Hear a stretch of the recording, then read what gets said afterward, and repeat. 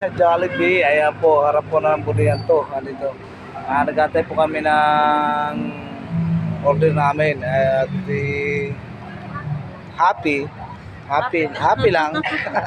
Kahit may problema, happy lang. Ayan guys. Lipunta tayo ngayon sa Jollibee. Sa sino po kakain dito? Andito po, welcome po kayo lahat. Guys, shoutout po nga pala sa nanonood ngayon. Ayan, sa mga followers ko dyan. Ayan. Thank you guys. Follow me. Sana wala magsawa na tumulong.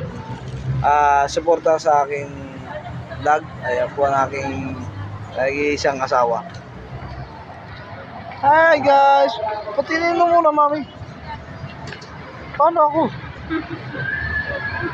Wala pa nga ako dyan eh. Hindi pa ako nakainom. Sa kanya